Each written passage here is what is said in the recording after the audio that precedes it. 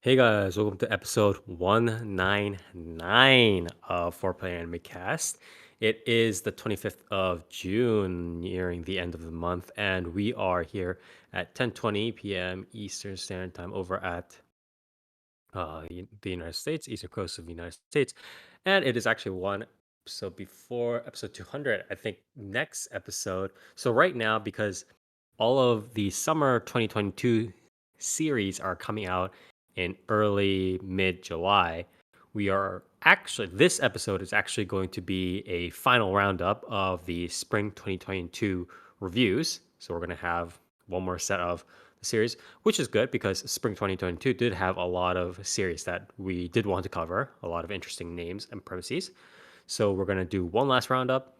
And then next episode, we're going to head straight into the summer 2022 series or season, rather. So, yeah, again, I am your host, Spire, and here with me are my compatriots, Dark, Hello. Nier, Uh, and Toast could not be here with us today because he did have some real life stuff that he needed to settle, but the rest of us are all here. So, let's just start off real quick. How have your past 2 weeks been, Dark? Oh, just a little bit of my country being on its fucking knees, but here we are. I hope the kneeling isn't in the football stadium, my friend. Anime, anime's been okay. I've gone back through Jashin-chan. I've refinished Jujutsu Kaisen with my mummy. Um, Very fun. Gotta find the movie somewhere now, which is gonna be interesting. Also finished Spy Family with her. Spy Nice. Family ended very strong, with kind of like a filler episode that was just fun. Mhm. So I guess we'll pick that back up in October. And yeah, other than that, not a whole lot. Finished Obi-Wan. That's a fun Good. little Yeah, I series. saw, I saw, I saw the clips of that. I actually do want to Yeah, watch the whole it series. could be probably a little bit shorter, like probably like an episode's worth of content or two could probably be cut out, and then it'd just be Mhm. like a movie. But overall, I thought the series was really fun. It was really cool to see them like back in their roles and like kind of do them like more justice than the prequels did. Right, So right, right. that's been really cool. Also, again, like Vader in a fucking lightsaber fight will never not make me like Pog. Yeah, So there's yeah. I that. mean, it's Darth Vader. I do want to say Yeah. though, in my opinion, speaking as another ardent fan of the franchise, and especially of Obi-Wan Kenobi in particular, which is why I want to take the time to actually download it real quick and run through it. But I think the way they're approaching the sort of relationship right between Obi-Wan Kenobi and like Anakin Skywalker and slash Darth Vader, and like kind of filling out that quote unquote void in a sense, right? In my opinion, they just have to be a little bit careful of how much they want to stretch or even, dare I say, milk that, because Yeah. I I, do th- I think I agree. think I think the whole like it's not really like they want to make it sound complex, but it's not really that complex of a Yeah. relationship, right? It's like they kind of just fucked each other, right? So Yeah, I mean, the whole it's also like no, I think it's still there are cool. I just rumors of a season yeah 2, and it's yeah like, okay, but you can't do the amount of Vader versus Obi-Wan that you did in this season. Because like, are well we even really supposed to believe that between the prequels and like the standard like episode 4 through 6 yeah, that like there were fucking 50 Vader and fights. Obi-Wan were constantly coming to blows? Like Yeah. Well, that's that'd one be a thing, bit but much. also but like even the fights aside, I just think that there's only so much juice you can squeeze from Obi-Wan being like, "Oh, Anakin, I'm so sad that, everything went, upside down and sideways, and I screwed up because you were just a kid." Anakin be like, "No, fucking you screwed up everything, and I screwed up everything, and I'm Fuck angry." Like, there's you. yeah, exactly. There's only so much juice Yeah. that you can squeeze out of that sort of relationship. So I think Yeah. I right now think that it's like it's good. It's like it's yeah, like fine they where it kind of is. capped it off where No more it's squeezing like out. Yeah, yeah, it's it like makes just sense keep. that Obi-Wan is like, okay, like Yeah. my friend and my student and like my quote unquote like my brother Mhm. like he's gone. Like it's Yeah, over. the full transition is made. They kind of how do I say this? They underlined what happened in Revenge of the Sith, right? And Yeah. in the last fight, like, oh man, you really fucked up. They underlined that. That's fine. Anything more like digging into this really turns into the whole like no, I hate you. We want like no more of that. I Like this is hate fine. you. Yeah, exactly. Yeah. Yeah. So Would I have think been it's awesome to re-get that back. I hate yeah. you. And Uh also because another funny thing I noticed, sorry if we're getting into Obi-Wan tangent, but it's like another funny thing I keep noticing, and it's obvious why this needs to be done, is that every time they have a fight, right?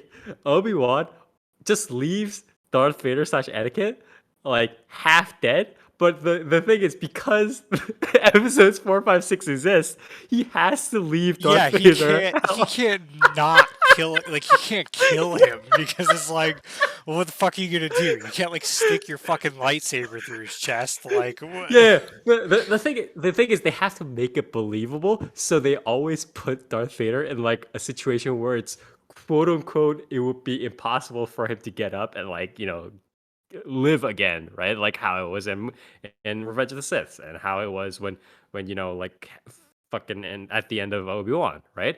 So they had to make it quote Yeah. unquote believable, but it's still funny every time where Obi-Wan's just like, yeah, I think he'll die there, and they just leave. So like Yeah, again, he leaves and he's like, okay, my job here is done. It's like, no, dude, yeah. you didn't You didn't watch even him do it in die. episode Like, 3. Yeah, yeah. It's yeah, like it's you like, knew dude, what happened to in episode 3, you left him like on fire in a volcano and he didn't yeah. die. Like, I don't think you busting him up and then like breaking his helmet is like enough to really Yeah. seal the It's like deal you here. got you got to check a little bit. Come on. Yeah, like you can't be leaving there and being like it's done. Like Yeah, no, you gotta you no, gotta it's make sure not. that Force Ghost leaves that body. Like, come on. Yeah, and I guess that does kind of turn into a problem with like them doing a season 2 because it's like, are you Yeah. real like I what mean, happens then? Like, is Obi-Wan gonna be running around doing shit and then it's like no one knows that Lord Vader is just in his fucking like funny volcano castle, like, yeah. and then Obi-Wan's The thing like is the thing is with sitting there like, Obi-Wan, like shit, I didn't kill him a second time. Like, barely kill him. You can't actually whoops. kill him. That would be bad. It's like, that would be against the Jedi code and also against the continuity, right? The thing is, I just Obi-Wan is like I love Obi-Wan, but the series is already sort of trying to push the limits as is of how much juice can be squeezed. And again, like Yeah. this much juice is squeezed, It's it's hard. fine. It's Like done. it, Yeah, yeah, it's done. yeah, and I think that's kind of like probably the best thing that I could say about it is that it like it did it really well. It was fun, Mhm. and then it like it didn't like overdo a lot, and then it didn't really ruin anything that comes after it. And also it's like, well, like the fact that you managed to do that to me is Mhm. like extremely impressive Yeah, yeah, alone. yeah, yeah. Yeah, Like the exactly. fact that you didn't fuck it up. Like the only thing that's arguable is that like the relationship with Leia, but realistically, it's like I don't know. To Yeah. me, it's like they do kind of explain it, but at the same time, it's like really, dude, does it matter? Like, does it really matter? They played up the cheesiness well. They just need to make sure that if possible, there's not a season two that's pretty much along the same lines. Because if they do something along the same lines, it'll be along the exact same lines. They will Yeah. do it essentially like season two will look pretty much exactly the same as season one, and that makes Yeah, everybody angry. So I feel like season 2 has to very much be more like Reva doing her shit and then like Obi-Wan doing his like wandering Jedi shit. And then that's it. Like yeah, it can't really come back. I mean, it certainly can't come back to Leia. Like I'll give you one season with Leia and then being like, "Hey, listen, you can't really talk about this because it'll put you in danger and then me in danger." Which I'm like, yeah, like fair enough. Like we basically expected that to happen because you can't have it be like, you know, oh hey Leia, by the way, you can let everyone know that we know each other. It's like, well, that yeah, doesn't make exactly. much sense with the original trilogy. Even though like a lot of this doesn't really like fully coincide, but I think it's fine the way they fleshed it out because it's like I don't think they did harm to the characters. To me, I'm okay with a series fleshing out characters as long as like they don't harm their legacy. Like, Right, right, right. I would love to ask like any basic Star Wars fan, like, do you really think like, are you more offended about Obi-Wan or are you more offended about the fucking sequel trilogy that just came out? Like, which do you think did Leia dirtier? Like, Yeah, exactly. do you think that her being like a spunky like kid who's really smart and capable is like doing her worse than her being like old and fucking decrepit and yet is also like I'm gonna fly into space and fucking blow up a star destroyer with the force? Like which do you think did her less justice? Yeah, Because they to just me, I feel like as far as like what kind of like captures that character and like enhances it, I feel like Obi-Wan infinitely is like both less offensive and more of like how you could capture that character properly and do that. I think it helps a Similar to how lot like that Mando does Luke, I guess, even though it's not posthumously. Like it's like you know, like Mando and well, Boba Fett. It's like you have Luke there, and like it's not like they're shitting on Luke. I think They're the filling important in part these of things. both the Mandalorian or in terms of like uh something like Boba Fett or like Jango Fett, right? Or and also as well as Obi-Wan is that they both at least within the set in relation to the central lore of the Star Wars canon, right? They are not actually um the main character, so to say, right? They are not Sherlock Holmes. They are Watson. They are the chronicler, right? I mean, they do the mentor thing a little bit, right? But they are mostly um, shown as like when at least when you look through the eyes of Obi Wan or you look through the eyes of Boba Fett, right, or Jango Fett, it's as a chronicling of the event of the main events that happen, right? So Right. that I think helps a lot with how the series flows. I think so. But yeah. Anyways, again, sorry for that random Obi-Wan tangent. Yeah, But listen, look, we can take fucking 15 minutes to cover Obi-Wan if we can take like 45 to cover Morbius, okay? Morbius. Hey, Morbius is the best movie of the That's true. The It century. movie did of a make it. year. It did make a trillion box sales, ticket sales. I think you So mean a more billion, dude. more billion ticket sales. The first movie to ever accomplish such a feat. So When they said it's Morbid time, everybody just started yeah, crying in the theater. everyone clapped, everyone fucking cried. It was incredible, really. Yeah. Anyways, anything else that you got up to, or was that sort No, of I think pretty much it? that's really it. Okay. If you haven't seen Joshing Chan, check it out. You know, All right. be a supporter. It's like we're making the series by watching it. You know, by supporting it, you can really feel that you're a part of this. All right. Well, thanks a lot, Dark. What about you, Nier? How have your past 2 weeks been? Uh, rating. Still progging. Ultimates. That shit's not easy. What Um, phase have you gotten up to? Out of like fucking 9. Yeah, so we're still in the like Nidstinian phase, like which is apparently Nidstinian is like kind of like one of the first like walls that a lot of statics that are progging the fight run into. We've been on that for a while now. It's definitely not an easy phase. Like it's a lot. There's a lot happening very quickly. Um, we've seen like the enrage for it, which is good, but there's still a decent amount of polishing up to do for that. Uh, and then like we've watched um like clear groups and stuff just kind of run through the fight and just seeing like what's ahead, and it's like the fight is kind of fucked up. It's really fucked up. Apparently like the hardest, at least to me, what looks like the hardest, and is apparently legit like one of the hardest phases, just in terms of like execution, is the like Nidhogg and Hrisfelger like at the same time phase. Um, just because like there's a lot happening. Apparently, it's a pretty long phase too.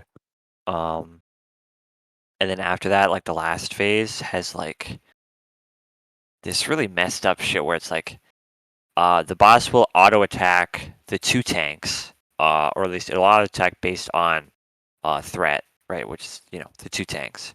Um, and then it will auto a third person based on proximity. And Okay. basically, what the group has to do, besides the tanks, like DPS and stuff, they have to like rotate, um, like stepping into the boss hitbox, so that way it'll auto them, and then they have to like step out, and like they have to alternate like who does that, and apparently it hits pretty hard. So that's pretty fucked up for the healers. There's just a lot of shit going on. Um, Mm. so probably be progging that for another Okay. couple months, I think, at least. But other than that, not too much. I mean, I stepped back into Shadowverse a little bit Oh, again classic. Uh-huh. because they announced a new expansion. Uh, I haven't I honestly haven't watched the trailer yet, so I don't even know what the theme is.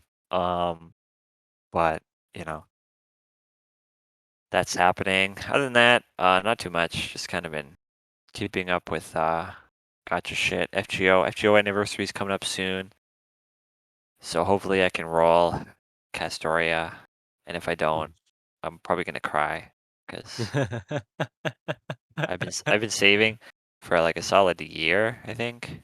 Uh-huh. Um, and FGO famously does not have a pity system, Uh-huh. so you know, Good luck, looking forward to motherfucker. that. Yeah, but Well, you brought it upon yourself by playing the game, so you knew what you yeah, were getting into. yeah. Unfortunately, I did. But other than that, I forget what there was some stupid shit uh that I wanted to talk about. I think it was like some dumb Genshin player shit saying stupid shit on Twitter. But Oh, I mean, that's not. I mean, that's par for the course, right? I oh mean, yeah. Unfair this. gotcha ever created? So apparently this is just a funny bit of news. Apparently there was some zine thing that people were doing. I don't know what the fuck the zine was for. I didn't really look into it, but they raised some like 20 grand or something, some like crowdfund thing. Um, and apparently one of the members just took that money and spent it all on Genshin Impact. Oh my Damn, god! man. um, Wait. What was the crowdfunding initially for? some zine, some like fan zine thing. Oh Um, man. Okay. yeah. Holy Uh, shit! yeah, it's Never quite a bit of trust a money. Genshin player. Quite a bit of money, Never especially trust for against him. yeah, especially for a zine. Apparently, somebody did like the math on like what spending like that amount of money in Genshin would look like, and Mhm. apparently, with the way the pity system is in Genshin, like that's enough to roll like apparently like all of the fucking 5 stars, like twice over. Um, Oh, as far as like baseline, yeah, like 20 yeah, grand is like, yeah. because So like it's I think for one 5-star to get them like C6 is like at worst 2,500 or yeah. 2,250, something like that. Um, so it's not even like a thing of like, oh, they spent all this money to like get all the 5 stars or some shit, which like you can't really do because the way the Genshin banners work, they rotate. But anyway, um, yeah, like they just spent all of that for basically like no reason, right? Like it's just complete excess, uh, which is pretty funny. I think it's like even funnier that way. But yeah, there was some stupid shit where like the person like doing that math said some stupid shit where like Genshin is one of the most generous gacha games out there, and everyone was like, you're an idiot, you're wrong. Yeah, I don't know Like about that.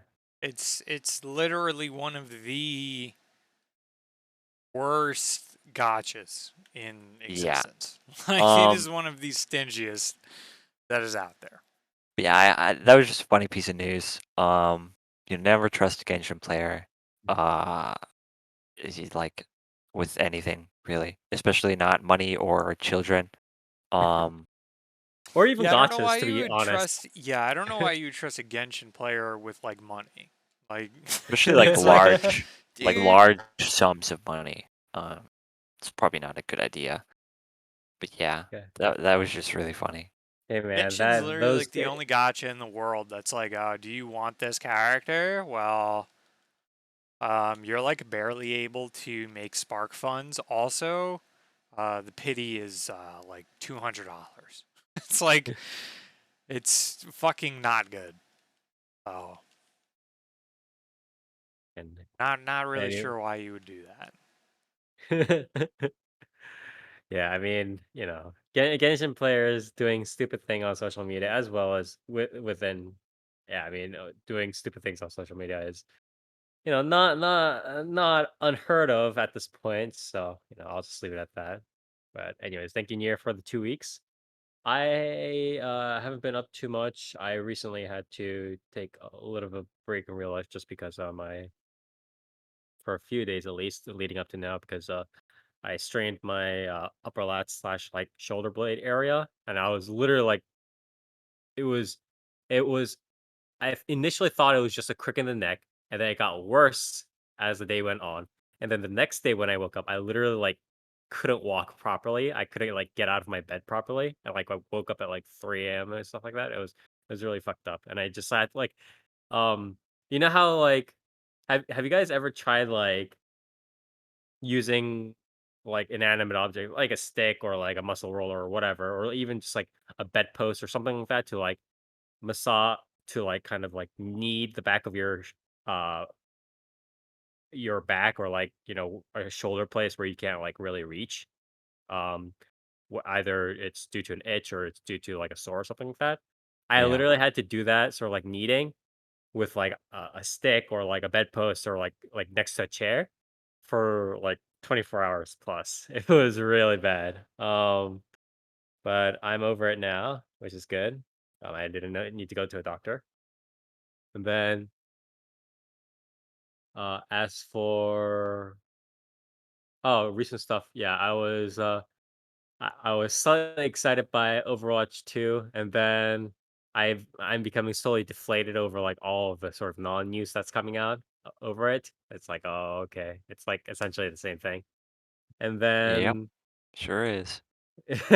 and then right, for those of you who are a little bit in the visual novel world, um the fan translation for Amagami, the sort of visual novel dating sim game, has finally been released, and this has been, I believe, they started the project or they announced stuff for the project like around 2009, right? Or even maybe before that. It was really long time. It's at least been like 10 years, right? Or something like that.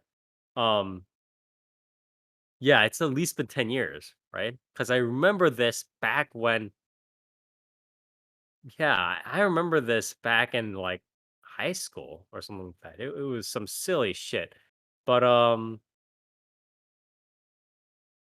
if you guys don't know like the sort of the magnitude of an Amagami fan translation, essentially, and I've repeated this a couple of times, Amagami along with Love Plus stuff like Toki Memo are essentially the foundations for what we now sort of see and know as like modern rom-com visual novel slash dating sim concepts, right? Obviously, there were like early makes before it, but in terms of like when you kind of like see like memes of like dating sims or like when you see like new game or like gamers or whatever, right? They have like the little like the pretend like games like games and games or like the world god only knows has like that pretend like like dating sim game or like whatever, right?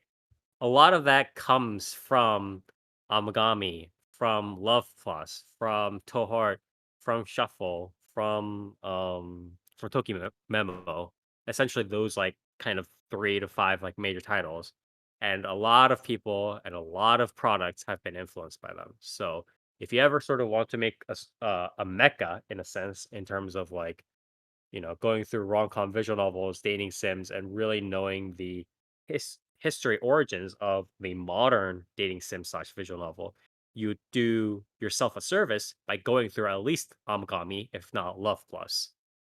Um, as for the translation itself, this is just my like naming of this, but I've always called the Amagami translation one of the I want to say 3 or 4 demons of Western localization. And I say demons because it's like these are the translations that for the longest time everybody wanted them. Everybody just wanted this fucking thing to be translated and it would never finish. It'd always be like 44% and like the translator went off and got, captured in like somewhere in Africa. Or like or like the entire just translation team just up and died or like went away after like 4.5 years or whatever. Um and those like sort of 3 or 4 I want to say great demons of fan translation or West English localization are again the Amagami translation project, which is finally finished, the Mahoyo project, the fan project, which was languishing for years and now is only being finished because it's getting an official localization Ah, and not even a fan translation. The fan translation did not finish. By the way, the fan translation was under the auspices of Kami for the longest yep. time. Kami was like when Kami was active, not when like not like Kami doing like one anime a year, like literally when Kami was doing like 1 or 2 series every season, right? Or if not more, right? Like when they were active, very, very active near their peak. They had Mahoyo as a fan translation project and they did not finish it. It was at like what was it near like 99% finished completion or It some was shit? like a fucking like 99 point like 8 or some stupid shit Yeah, where it's yeah, like and it just never the finished. translation was like done, but Yeah, yeah. they were like needs like QL. Yeah, it's It's like, like bro, just fuck you guys. It's like Herx, just do the fuck, just get an editor, just get a yeah. QA person. God damn it, guys. But yeah, so that's another demon that's finally being removed now. A third one was the Miyako route, the last route to be finished for the original Majikoi, Majido Watashi ni Koi Shinasai, uh, or Please Love Me Seriously, Samurai Girls, Oh Samurai Girls, or whatever the title was. That was the another one. And then in my mind at least, the sort of the last one was just like um what was it? It was like uh Fortune Arterial slash Iogu no Ustia. Like a lot of like August is a very big visual studio or visual novel studio. It is slash was one of the biggest visual novel studios out there in Japan right now. And they make quite good visual novels, and yet pretty much none of them have been properly translated either because, it's the usual like manga gamers complaint from back then where it's like oh, we take all this time translating this quote unquote good visual novel, and then nobody reads it and nobody buys it, and it's like it's not worth our time. So all we do is we translate Nukigays because Nukigays you just translate like ooh I'm coming or whatever it is, and then compared to the cost, we get more bang for the buck, right? Yeah. But like it would be good if somebody translated it because they're good visual novels and not Nekopara Volume 18 or whatever the fuck. So um, but those are sort of the demons of fan translation that I've always said have been hanging over everybody's heads for the longest time. But I'm glad that Amagami finally has been translated. Although at this point in my lifetime, I could actually, I'm actually at the point of my life where I could just read the raw fucking game, go through the raw fucking game. It's taken that long from Yeah. me knowing what Amagami is, knowing the game, knowing that the translation project exists, to the translation project finishing, and me already having learned Japanese at that point. Like the meme of like the meme before of fan translations take so long, you might as well just learn Japanese. That meme has actually come to fruition. So you know, it's been an interesting journey watching them, and I'm glad that translation's out though, so that other people can enjoy it. That's pretty much been my day or my 2 weeks, kind of resting, kind of watching a lot of the news come out, uh, going back and playing some stuff here and there, or watching a couple of the series, and and reading a little bit more of like the Shosetsu original web novel version of Otome game, the isekai about where it's like the guy gets transported into like the Otome game as like a mob character or whatever.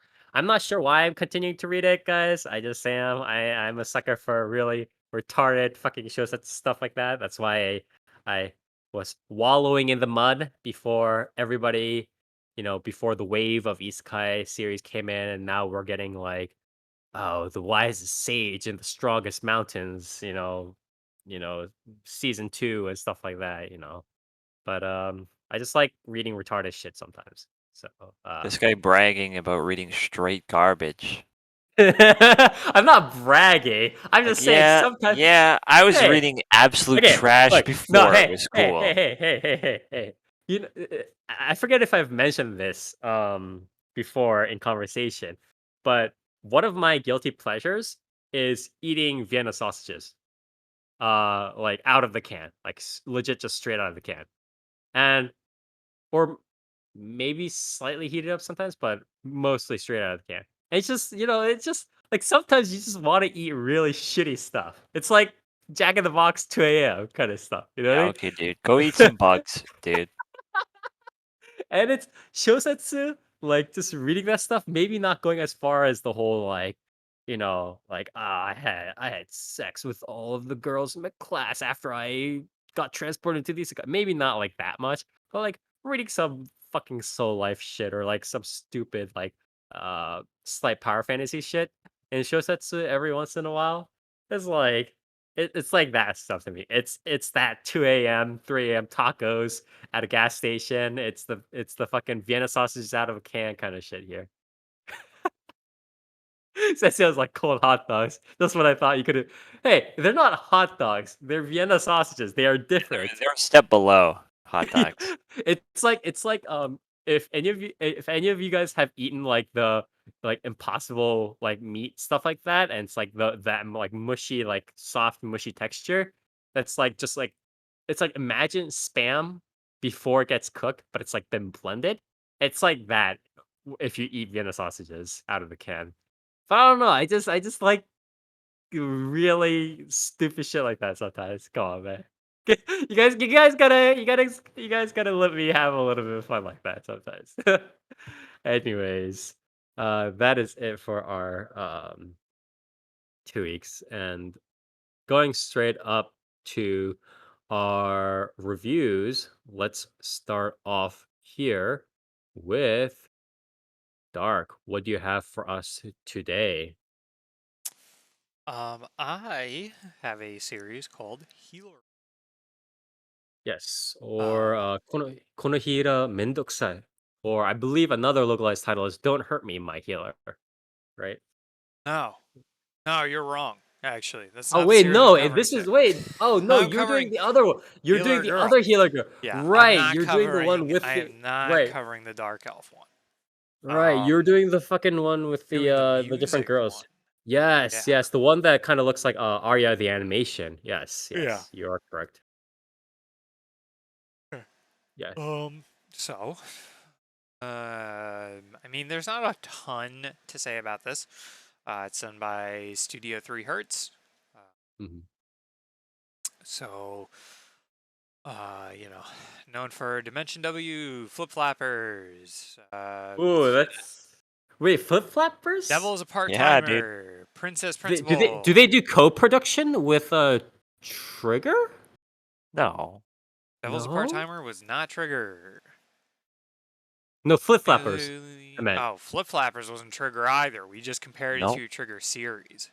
Oh Yeah, right, bro. I'm Yeah, retarded. I it apologize. They just just did what it Trigger does simply fell worst. apart just like a Trigger Oh, series. Yeah. this list looks bad. It looks like Celestial Method, Dimension W, Flip Flappers. Jesus Christ! Even Princess Principal fell apart here and there a bit. Although I like the overall like idea of the story, but this list does not look good. Yeah. But yeah, So, I mean, like audiovisual wise is fine. Content wise, so far it's been pretty good. I've only watched like the first 4 episodes. It's more of a musical than I expected, which is kind of cool in some ways. well, This you is mean a an musical original, huh? like Symphogear, where it's like it has a lot of random insert songs here and there while they're doing stuff, or like what are you Yeah. talking about? Well, I mean, it's just like some conversations and some of the shit they go through, they kind of do through music, just because it's like, Okay, the series itself is about vocal medicine, which is essentially like what, like for is it like real. Review Starlight or something, or like what's like It's like, I mean, it's like idols heal you. And okay. so you become healers through the power of your voice, and then they're in a school for that. And aside from that, so far, it's kind of just been like girls doing things, and not a ton more. The music's been pretty good though, so Yeah, I can't complain. how much of it is so you say like the whole like idol girl is like kind of just doing stuff and There's then like one singing the insert music? song per episode so far. Yeah, I There's mean that that, sounds so they're pretty kind of like going pretty idol hard. standard like idol That series, but it's like Idolmaster, right? They have like a song per like episode or whatever. But Idolmaster also had like a ton more money than this probably ever did or has right now. But are there any action sequences? Some of the trailers kind of looked like it was trying to do like some magical girl kind of stuff. So a little bit. It's more of like, again, like the magic through healing type thing. It's not a, okay. I don't know. So far, it hasn't really been a whole lot. Um, at least as far as content goes, it's been a lot of like, like introduce the characters. Here's what they're doing. They're in a school for healers. Mhm. Um, Yeah. and then A just lot kind of of this like again kind of reminds me of just scenarios Ariadne. based on that of like what are we healing this week, basically. Yeah. Yeah. Again, in my opinion, I keep saying this, but shades of Aria the animation. You see what I'm saying here, right? It's Yeah. yeah, it's pretty similar. But yeah, is there sort of anything else that kind of stands out to you, or is that sort of the main crux of the of what's going on? Honestly, not really. Okay. To keep it brief, that's kind of it. I think it's pretty solid. I think the audio visuals are pretty good. I think they're Mhm. above what you would probably expect. There's some pretty good stuff. There hasn't been a whole lot. I mean, basically, it is like the whole sort of healing of the week type scenario. So I don't Mhm. really think there's a ton to say on it. It's a lot of, yeah, it's a lot of kind of like girls doing things, and then, but with this sort of like backdrop of like idol healer type idea Right, right. and school life type thing. So the pacing and the baseline structure, like whenever they're not leaning into, specifically healing or the musical stuff, is pretty much straight up idol, like plus like Yeah, a little kind of like sprinkle of the Idol girls in School the film, but it's Life like it's type like stuff. those standard stuff that like Love Live or Idol Master or any of those series kind of runs. But on top of that, they have like the sort of like insert songs and the musical layer. Is what Yeah, you're saying? Yeah. yeah. Okay. So I do think it's better than some. It's definitely worth checking out if you're Mhm. into that. But overall, it is very much a like music series more so than a Right. lot of other things. This is a It is full centered series, right? This is mostly not a on a song. short. Yes, it is not a Okay. short. Okay. Okay. Okay. Okay. All right. Yeah. This is 12 episodes. This is 12 Yes. episodes. Yes. Okay. All right. Pretty good. Anything else? Any last words on the series? I know it's a little bit. We kind of just ran through it, but do you have any last words on the series? Honestly, yeah, honestly, not really. It's just kind of about like, the main character. It introduces her like while she's in the school too, so it's not really a lot of build up Mm-hmm. getting into the school. But it's just more of like her training to be healer through music and Mm-hmm. stuff like that. And then you have like the Is separate there character sorry progressions. sorry for the small question, but is there I guess spoiler alert for those of you who want to go through, but is there like a sort of like weird like specific like big bang conclusion at the end, or are they kind of running off the sense like, oh, we're gonna become the best healer girls, and then the series Gonna be ends? honest with you, Is haven't finished it yet. Like I said, only on okay. episode 4. I think it's kind of good, just gonna be like an on-running sort of thing. Oh yeah, okay, like It's yeah, sort we're of like a let's glimpse keep in the life yeah. of how this works type Yeah. Okay. scenario. Okay. Okay. I was just wondering, just in case. That's probably. I mean, that's what I was expecting too. But I was just, just had to cross that T and dot that I. But okay. Well, thank you, Dark. I know we kind of. I know I kind of tried to rush you a little bit here through the Healer Girls thing, but again, this is Healer Girls. This is a series by. Did you say? Yeah, it Studio was Three Studio Hertz, right? 3 Three Hertz. Hertz, and again, it's like it's sort of the pacing and the story structure is a lot like Idol's series, but on top of it, again, it has the audio visuals and stuff like more musical. So if you do want to check that out, maybe a little bit more refreshing take on that sort of variant of series. So please do check that out.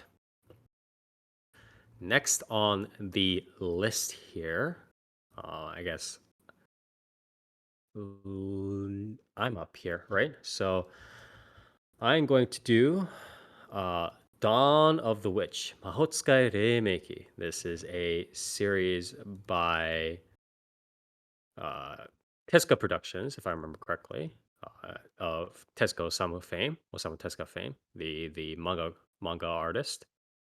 And this is based off the light novel. This was written by people might kind of notice because like half the freaking cast is recurring from the previous series. But this is a uh, sort of sequel in a sense, right? Or this is set in the same universe. Chronologically, it is a sequel to the previous series that the author wrote, which was Grimoire of Zero, um, which was also, I read that as well, and I did like it a decent amount. It's Zero Kara Hachimeru Mahou no Sho. So it pretty much contains like the same sort of like story elements, like value, like literary elements, like value elements, the same sort of balance. Maybe a little bit tuned here and there, but it's pretty much along the same path. And I think with oh yeah, wait, I should go over the staff and cast real quick. So again, this is done by Tezuka Productions. The director and the art and sound directors, I believe, are all like veterans, but everybody else, like pretty much under them, are pretty new, which is a pretty refreshing, mix of people here. Also, the voice actors and the actress cast they're not like immediately new. Like this is not like their first ever like significant role or anything like that, but a lot of them are like lesser kind of known like names. They're not household names in terms of Japanese anime voice actors and actresses. So it's a nice sort of change to see the refreshing sort of change in cast, and I'm not seeing like, oh, it's Eguchi Takuya again. Oh, it's Nobuhiko, or it's Yasumoto Hiroki again. It's um, what is it? It's I'm not seeing Sawashiro Miyuki again, stuff like that. It's some decent people here: Okasaki Miho, Suzushiro Sayumi, Umedo Shuichiro, Yasuhiro Taku. By the way, Okasaki Miho does a very very good voicing of the Lolly Witch in this in this series. She does like the whole like Noja like kind of like formal like lady lolly kind of thing. Like you guys know that fucking archetype. It's like that. She does a very good voice for that. So I just want to give that a thumbs up. But yeah, that's pretty much that. Audio visuals are pretty decent for what it is. It's kind of similar to again what we saw in Grimoire of Zero at the time when it was also, I believe, headed by Tesco Productions. The opening is nice. It's actually the first single done by the new Fripside duo vocal singers, right? So it's like for those of you who are like Fripside fans out there, although I'm not sure how big the demographic is that I'm speaking to, but there are like a bunch of like famous like Fripside singers, and like they each had their eras, and this is the new era. It's kind of the same with like Supercell, right? So, but yeah. So going into the story to explain it real quick, essentially, um, the story continues on from after again the events of Grimoire of Zero. In Grimoire of Zero, it was like a whole like conflict between the witches and the church, and um, a lot of it was more about like the witches being like persecuted and trying to fight back. But in this timeline, at this time period in the same universe, the witches are witches are a lot more accepted. Magic is a lot more accepted, although there are still people in the church who kind of like hate them and want to get rid of them sometimes. So there's still some conflict, but it's like a lot more accepted, and there's like Magic Academy and stuff like that. And of course, the main protagonist, heroine sidekick number one, male sidekick number two, and the lolly witch mentor of the main protagonist all kind of go on an adventure to learn more about or learn more about witches, and do special training or whatever it is.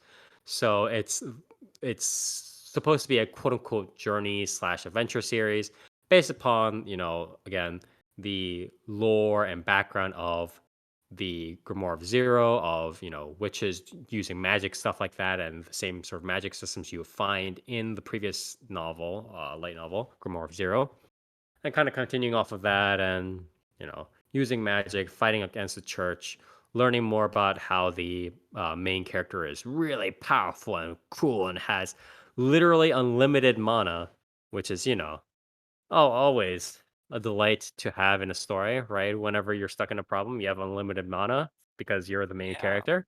Yeah, yeah. There's a problem, but you have unlimited mana, so who the fuck cares, right? It's But called conflict, dude. it's called it's called It's called character. It's called struggling. character concept. Yeah, It's it's called called character concept here. struggling to overcome hurdles. Okay. Yeah, it's like I like how what is it? You know how the Naruto interview is always about the Naruto interview, or the interview with the author of Naruto, right? That one where it's like he talks about how the inspiration for Naruto was like he was always struggling himself in class and he wanted to be like a hero or something like that, right? And it's like like Naruto is about like that, like working, like putting in the effort to work hard and stuff like that, and like Yeah. he like drew parallels between Naruto and like him becoming like the mangaka or Sounds whatever it is, stupid and right? gay to me. I think Naruto should have just had a gun, and And shot Sasuke. that should have just solved every Yeah, problem, I exactly. think. Well, the funny thing for me was just that like Naruto had the thing of like, I'm gonna work so hard and stuff like that. But like at the end of the day, like like the whole reason for Naruto like going out and kicking ass was the fact that he fucking had the nine-tailed fox in his fucking belly, right? Like it's I not mean, like yeah, but the thing is, like, obviously it's a shonen series, right? So obviously yeah, the MC has to have some secret power that makes him cooler and stronger and better than everyone else, right? yeah. But Naruto as a character still struggles like a lot, you know? And he Yeah, like his power itself causes him, it causes him grievance. Like like he has to struggle to, contain and control his power, right? But it's yeah. like obviously at the end of the day it's a shonen series. His Yeah, power is I going to be mean, it's going to be the Deus Ex Machina. yeah. But it's not like I'm it's okay. not I'm okay. Yeah, yeah, he's not written into a role where it's like, oh well, he has the nine-tailed fox chakra and he could just beat anybody. You know what I yeah. mean? I mean, the main protagonist or the main character in this series also has similar powers. He has extreme trouble controlling like his power, his magic or whatever, so he can't Yeah. really use it and stuff like that. And it's a balance. I just wanted the viewers to be conscious of you know both sides in a sense, where it's like Yeah, they of have to be course. conscious of like obviously the character development is important and it's like it can be done well, but it's also like at the end of the day, the fucking unlimited power, the genie in the bottle is gonna come fucking knocking, and it's like, hello, I gotta Yeah. solve this problem. Yeah, this plot hole. All right, gone. But so that's pretty much the whole like series, and the series is again like the journey and the adventure, and the main protagonist finding out more about himself and about witches and blah blah blah blah blah, and macking with the hero and psychic number one, and macking with the lolly witch because why the hell not, and becoming more powerful, and that's more or less pretty much how that works. The balance of the story is about the same as Grimoire of Zero. I would say the majority, like 60% or more of it, is pretty much the comedic dialogue with a little bit of the romantic subplot mixed in, right? Kissing the lolly witch, kissing the heroine, sidekick number one or whatever, and bantering with male sidekick number two and stuff like that. And that's most of the series. And then you add in a little bit of action, you add in a bit of the lore, stuff like that. For the most part, I am a little bit less impressed with this series than I am with Grimoire of Zero for a couple of reasons. I would say number one, I want to say um one because it kind of repeats the same thing, right? Or it kind of uses the Grimoire of Zero's universe. But it doesn't really, like, add upon it. It's just like, yeah, there are new people now, and those new people kind of had to deal with this shit. And it's like, oh, okay, I guess. So it's not that much more impressive to me.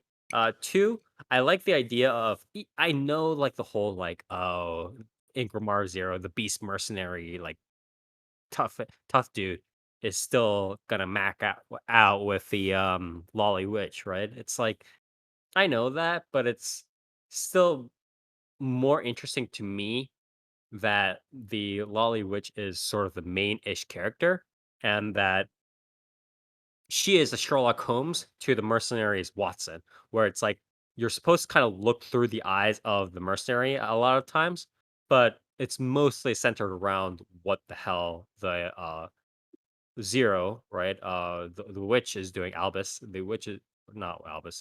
Zero, the witch is doing, and that's a little bit more interesting to me as a general like chronicle of a journey than like the whole like, oh, I'm the quiet MC, but I have unlimited mana. It's like, come on now. Like we've been over this hill a couple too many times. And third,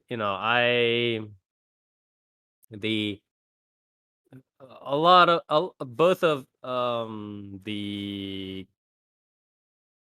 the romantic stuff, the comedic dialogue plus the romantic subplot is a little bit cheesy, but I'll take it. It's decent eatings. It's like it's kind of like eating it's like eating a Slim Jim. Is sort of how I describe it. It's like you can't help yourself. It's like all oily and like whatever. But you kind of can't help yourself once you bite into it. You kind of end up finishing it. You're like, why the fuck did I start eating that? But it has some value, so that's okay. But then I would say the action is quite uninspired just because a lot of it's just, them being like, "Oh, I am the church. Oh, we are the witches. Oh, we're angry at each other. Oh man, why the fuck did you do this? Blah blah blah." And it's not that impressive. And a lot of it's based around sort of when the main character's mana is going to explode and fucking kill everybody. So again, not very inspiring on that front in terms of action, or again, and really in terms of the comedic dialogue slash romantic subplot as well. Um, so overall, pretty middling series, I want to say.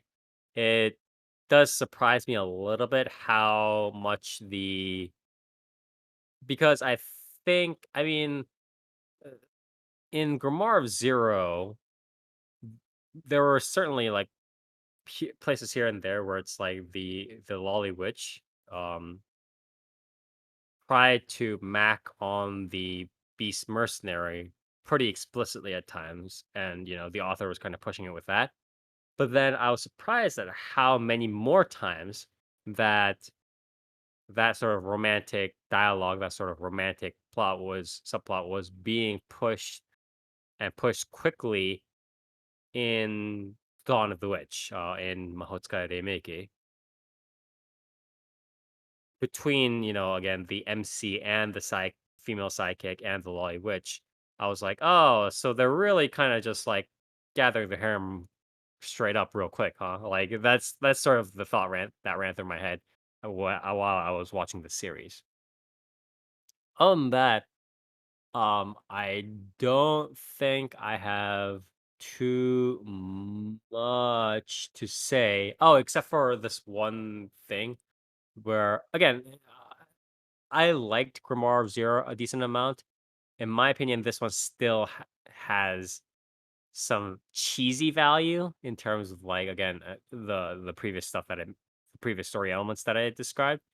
But I don't think it, it still kind of stands in the shadow of Grimoire of Zero, and it's not really like worth pursuing that much. So that's sort of my overall opinion on it. One last thing I do want to say before we uh go. Oh, Session says in chat, I do like the slight shift in that background of the church starts witch hunting, and the witches have been holding back the entire time and can stop the bejesus out of them. Yeah, I mean, the dynamic is a little bit better where it's not, or well, the world is more reasonable, is I think the way I would put it, right? Where it's like before it was the whole like, oh, we're always on the run. Oh, we're just traveling through this town. And it's like a very like weird Spice and Wolf situation where it's like, oh, we're gonna hide our powers until it's late, until it's too late, and then we're gonna blow everything up.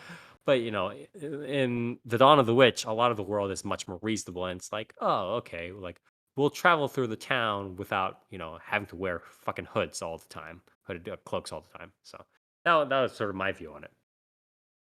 One last thing though is this author. She is a female author by the name of Kobashiri Kakeru, and um she said so she did win, like, oh, what is it, the Dengeki Bunko novel prize apparently for the Grimoire Zero, which is nice. But then she how did I say this? She says she was inspired by, medieval European kind of, equipment and like paraphernalia, and then read stuff like the Bartimaeus sequence, which is, a trilogy of books based around like demon summoning and like supernatural stuff. Um, and she was like, I was inspired by the Lord of the Rings, by Bartimaeus sequence, the saga of Darren Shan, Kino Tabi, Berserk, stuff like that. Which is like fine. I think it's okay to be inspired and use those as like at least encouragement boosts or as like starting points from where you want to like, oh, this is why I want to be a fantasy novelist, right? But I don't know whether this is just like the boomer in me coming out or like what it is, but I just kind of wish there were, and I mentioned this to Nier before the podcast started. I just wish there were a little bit more writers, or like I hope in the upcoming years there are more writers for like anime and like light novels and manga and stuff like that that are legit, just like better researchers and readers of things of like literature for for all these people that are like, oh, I want to write just like these, I want to be writer, blah blah. They sure don't read a lot. You know what I mean? It's like eh, I'm not expecting them to be like like I'm not expecting them to be like librarians or something like that. But yeah. Cecilia says, yeah. Please God, just read something other than Tolkien Greyhawk. That's exactly what I'm saying. Like, I'm not saying you guys have to read like Hugo Weaving, like you know Mark Twain, like 100 classic American novels. I'm not. That's not what I'm saying. Like, but just at least read something like a modern postmodern book, or just a classic you know book from the golden era of sci-fi, something just anything really, just Bradbury, Clark, just I mean, uh, read the something other like so like Spire said, we talked about this a little bit before the podcast, and what I was saying is like, you know, it's fine to like say like, oh, Lord of the Rings or whatever the fuck is your inspiration, right? But the issue I find with a lot of authors that say stuff like this is they never really truly write anything that's like actually inspired. You know what I mean? yeah Like yeah it's yeah not yeah like they'll say like, "Oh yeah, I'm inspired by like Tolkien fantasy or really any other like high fantasy series that you could name, like whatever, you know." something And with elves and dwarves and yeah, like and the orcs, inspiration that you see is that it's a high fantasy series and it right? has like elves in it. And it's like, well, that's not what should be inspiring you, especially from a story like Lord of the Rings, right? Right. Like the inspiration that you should take from Lord of the Rings, at least from a like a writing perspective, I would imagine, is like creating a world that's like that, you know, Or if grand. You know what or I if you mean? want Like, to, yeah, like almost like listening to like a Mahler, a Mahler symphony. But I mean, even going back even further, or not going back, but even expanding further from that, if you want to be a little bit more cute and and really kind of seep yourself deeper into the Tolkienish uh, philosophy, right? It would be not even world building and world creation, but literally the idea of reconstructing the creation myth, or at least creating a variation of the creation mythology, based off, say, Norse mythology, which is essentially sort of what happened with Tolkien, right? The whole idea of like the one above all Iluvatar and then creating the blah blah blah yeah, was more or less, pretty standard. Like I guess all across like Christian mythos with like the Lucifer thing as well, like and Morgoth, but also pretty standard in like Norse mythology, Greek mythology, stuff like that, right? It's like so a cool idea would have been to create that sort of creation myth, go for that creation myth, right? But it's like, oh, we got elves and we got the orcs, yeah. I mean, yeah, it's like, when you're reading a story like, when someone says like, they're writing a story and they're inspired by something like Berserk, right? Mhm. The thing that I'm expecting to see from a story like Yes. that Uh-huh. is a world that is believably grim, believably like dark and Mhm. um you know, it has, you know, very, very few moments of hope in it, right? Like there are very few moments of happiness in a world like Berserk because bad things happen a lot. Um, Mhm. and a large part of that is because of, the forces behind the scenes that are creating, basically a world where, people don't really think straight. People just let their baser instincts come out. Mhm. Um, and the way this is written in Berserk is it's very like obviously there's the supernatural elements at play and they're very present, but like the way it's written is believable. There's bandits, you Right. know, there's like basically like you know private armies that are lending themselves to these kingdoms to fight these wars, and there's power struggles all over the place, and it is a land of war. Um, Mhm. and when someone says, they're writing a story inspired by Berserk, I expect to see something like that, and not just a story where there's blood and guts everywhere, and people are being raped, and Right, right, there's a guy with exactly. a big sword. You know what I Right, mean? exactly. Like And that's he's just not, traveling through like a barren wasteland or something like that. yeah, Yeah, that's like not. that's not what you should be Man taking. has armor, Yeah, like so it is Berserk and big yeah, sword. it's like how Berserk was, by Mira's own words, like Guts is inspired by um Ash from the Evil Dead, right? Like Mm. that's not, like those aren't really Ash doesn't these have a not really great sword, so comparable. can you really? Yeah, you know what I mean? Like it's not really comparable. They're not really comparable characters, right? But like he takes inspiration from one Right. character and uses it to create something else. You know what It's I the mean? Well, yeah, idea, I and it's think not I just think the yeah, it's basic not the I think cover. the basic issue is more so that like the idea of inspiration has turned into something like way different in this Yeah. case, where like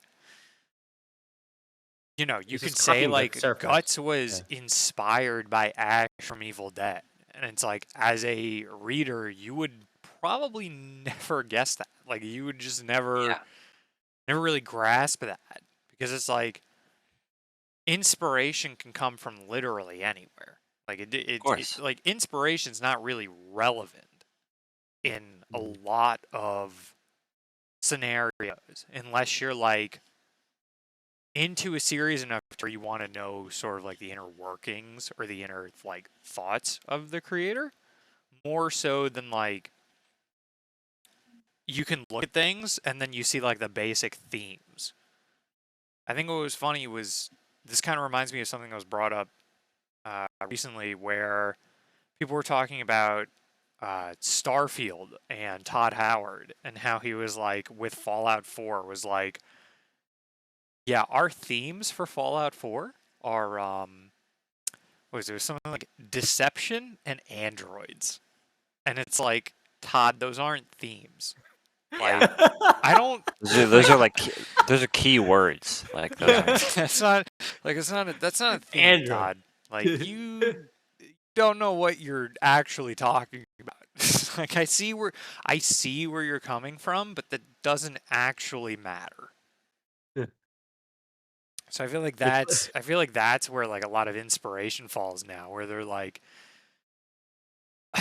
they're construing inspiration in a way where you're like because like you could say like something like this is inspired by like Berserk and is inspired by Token and stuff like that, but it's like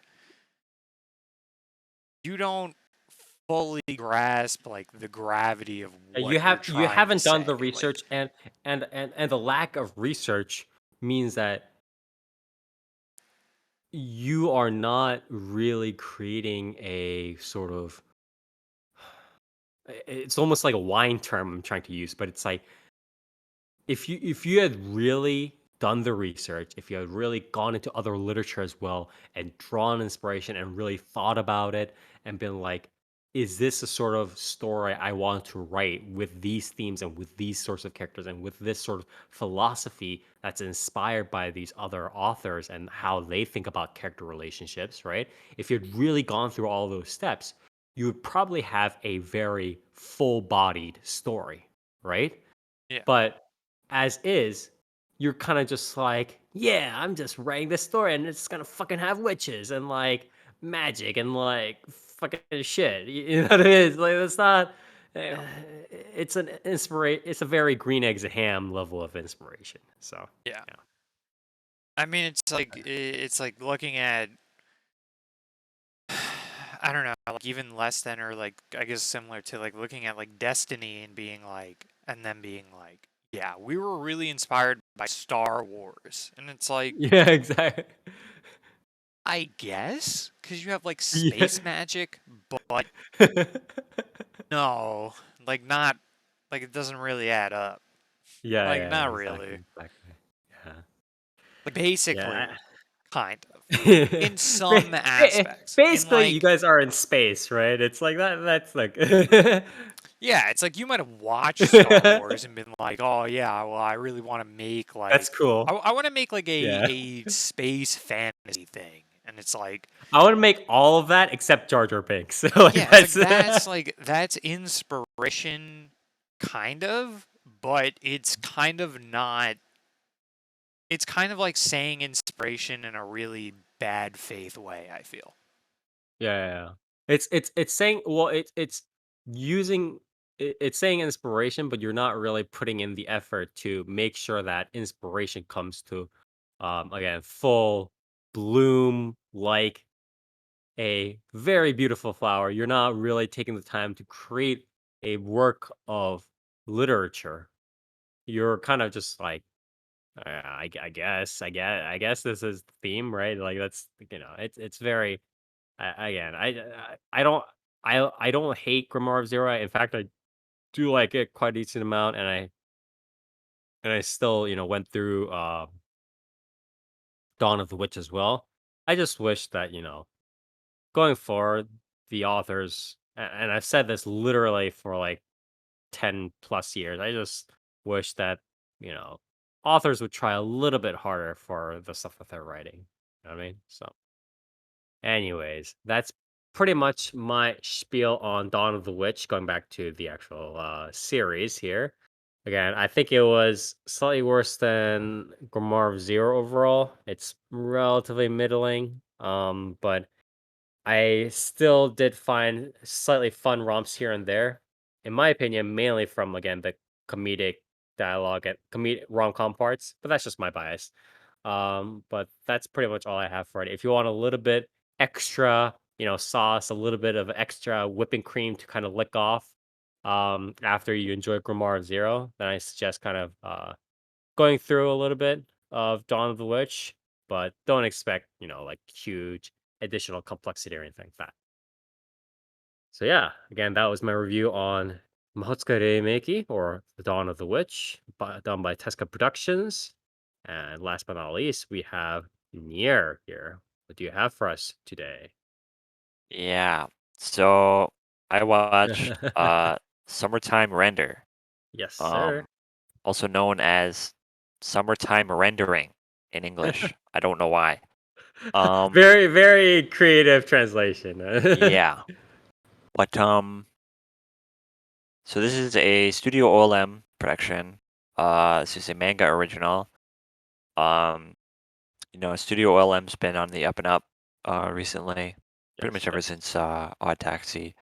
Yeah. Um, and this is a supernatural mystery series where um I'll just read the synopsis really quick.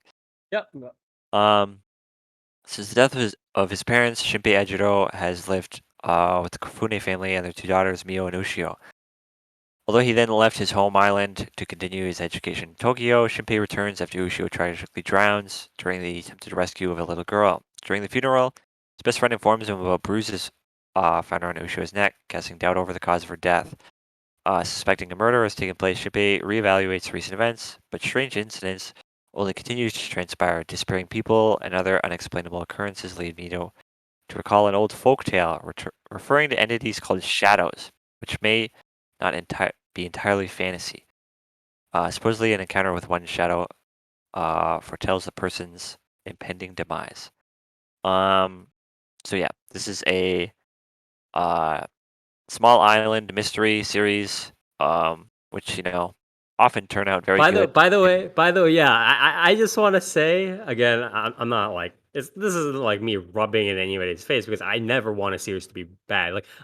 We always shoot the shit like this is gonna be shit, but none of us ever want a series to be bad because then we don't like watching it, right? None of us ever want a series to be bad, but you know.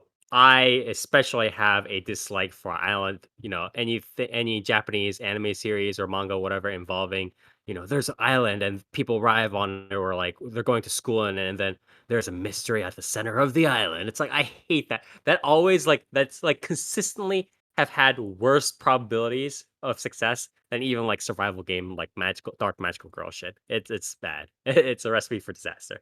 And we can talk about a little bit about that after you've explained a little bit Yeah. more of the series with me. So. So the basic premise for this is effectively Groundhog Day plus Body Snatchers. So I'm gonna be spoiling the like first 5 episodes. Uh-huh. I watched 6, and I'm gonna be real. I couldn't stomach anymore. I'm not a fan of this show. I'm gonna be straight up. But so the first episode is, in my opinion, really strong. It's really good.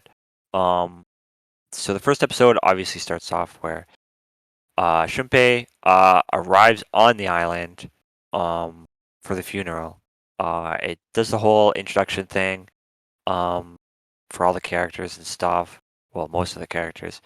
But it sets up some key stuff. There's some very good, in my opinion, in the first episode. There's some really good like clue dropping. They drop a lot of clues in the first episode, which is uh like what you want to see from a mystery series, right? Like you want to see good um dropping of Yeah, like clues you without want to yeah, without without this the series confusion. being like, hey, by the way, this is foreshadowing. Um, which unfortunately beyond episode 1, this series does a lot. But yeah, it in first episode it drops a decent amount of clues. And it does the whole essentially um it gets like he gets past the funeral. They do some hints, some dropping of like the fable or the folklore of like the shadow people, the shadow sickness or whatever the fuck they call it. Um, and then shit goes south. Uh, the main character dies, and then he wakes up back at basically the start, where he first arrives on the island, right? Um, but in the first episode, I think there's some really good character moments.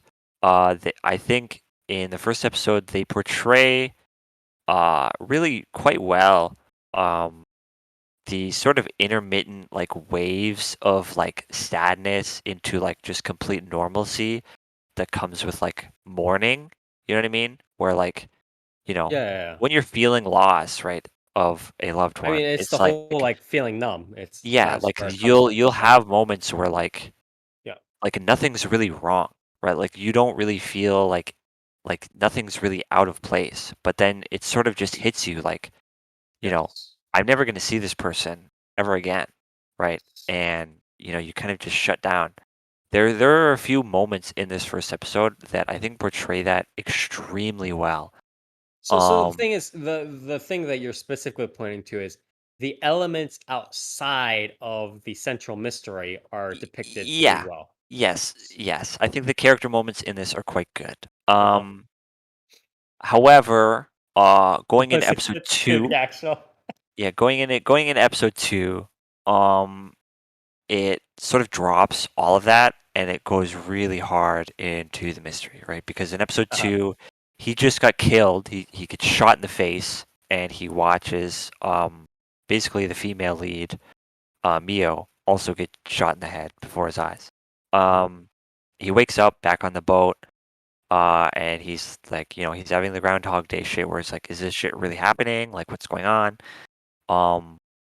And then he devises like this like plan to I forget if it's like the first loop or the second loop, but basically he records one of the shadow people, and he shows it to someone else, and he's like, like, this is what's going on, like, you're not safe, yada yada yada. Or rather, no, he goes out. Yeah, the first loop is he goes out for some air, and then he sees one of the shadow people killing someone, right? Um, and there's a couple more clue hints there that are like not foreshadowed super hard, which is good. But then he gets caught, and then he gets killed. And then in the third loop, he records that basically. He prevents the person from getting killed. But then so this is the second loop, I think, is where shit starts going really bad. In terms of the mystery, which is a shame because that's really quick. Because the second time he dies is pretty fast.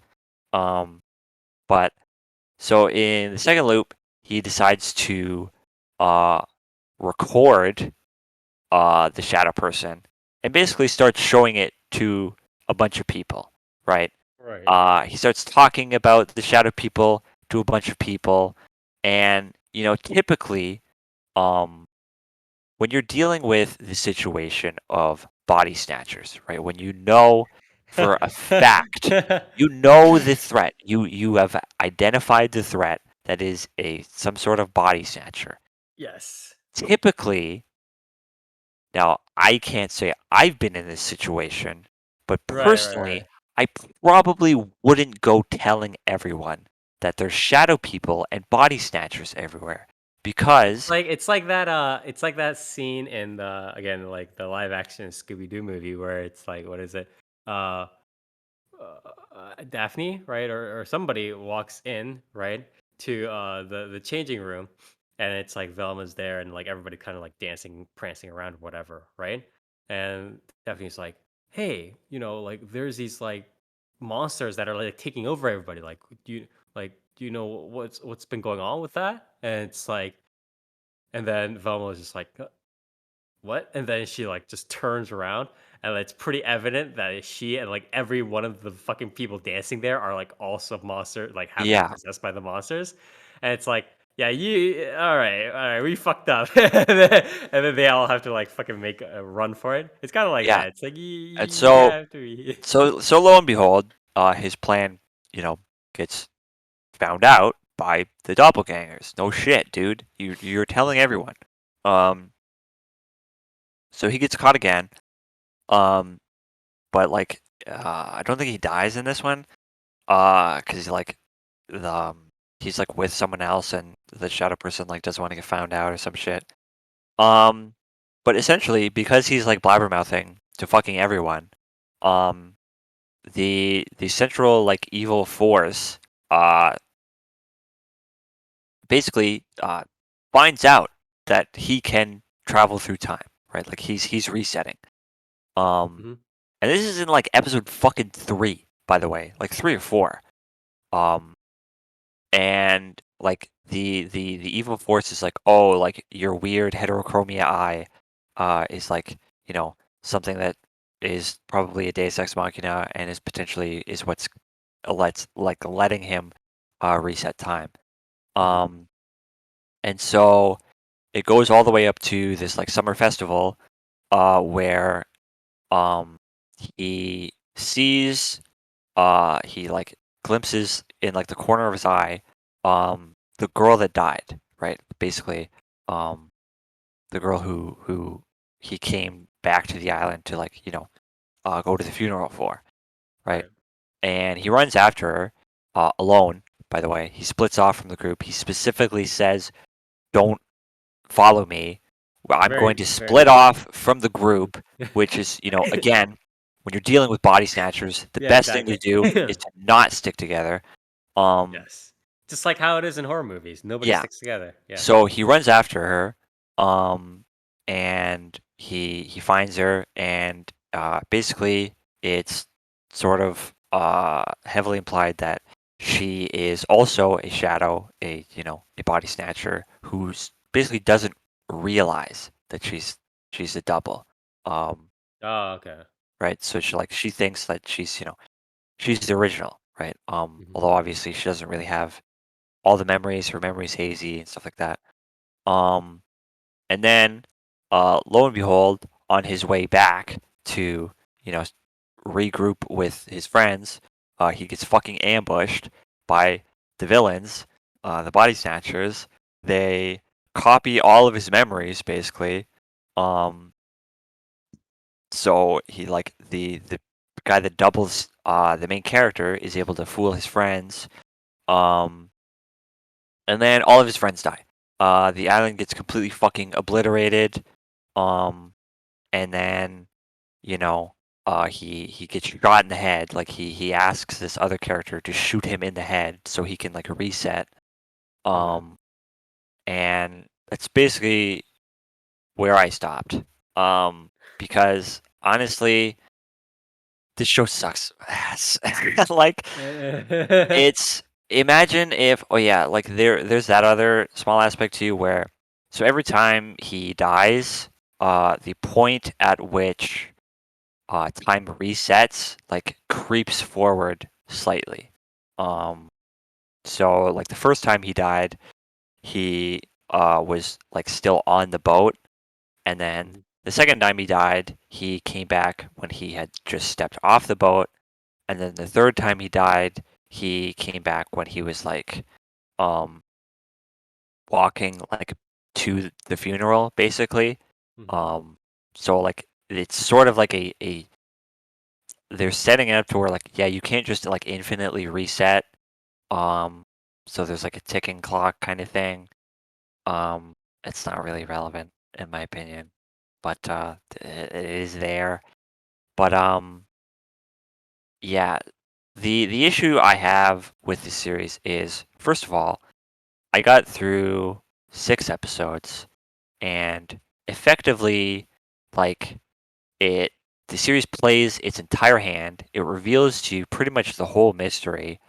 Um, and the only thing that's really left in terms of the mystery is sort of like figuring out what specifically these like shadow people are, which in my opinion is not that compelling. It's not really that interesting.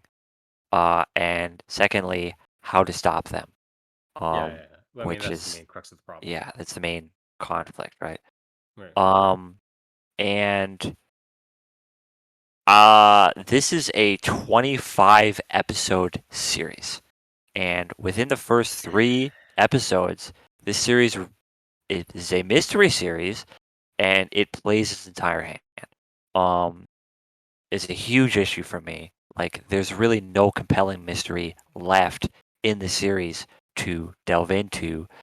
Um, And in my opinion, and I apologize for all of the audience members out there who might kind of like this sort of premise as well. But in my opinion, even if it did get, even if you go to the end and look at what was truly transpiring with the shadow people and the evil entity and stuff like that, I'm sure it wouldn't be that exciting.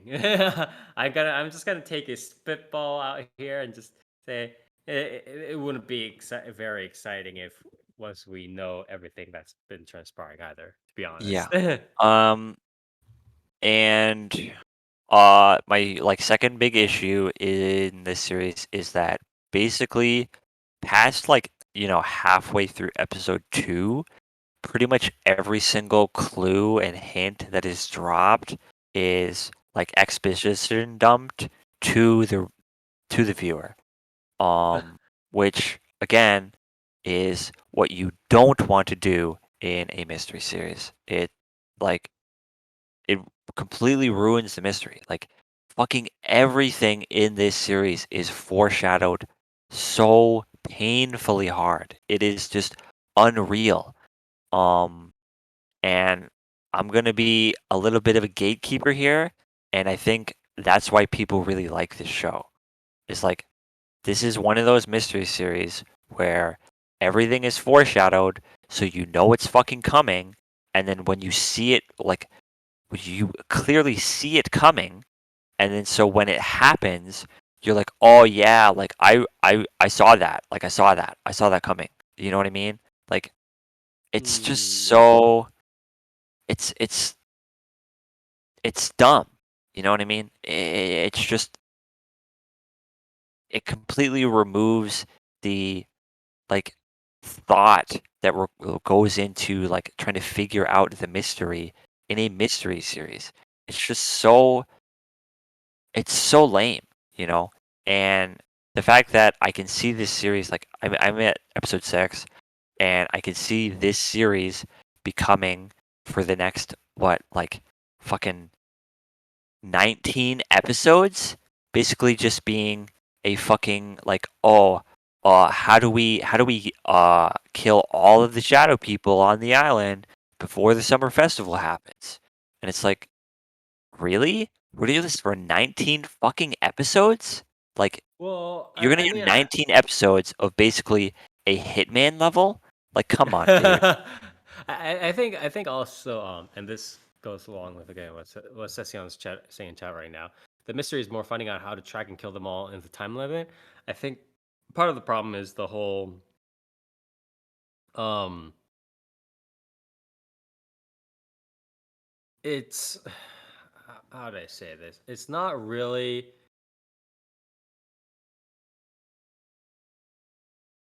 it's sort of like what you said where it's like it's not really a mystery. It's more just like we just want to go around and like get rid of them, right? It's not really. And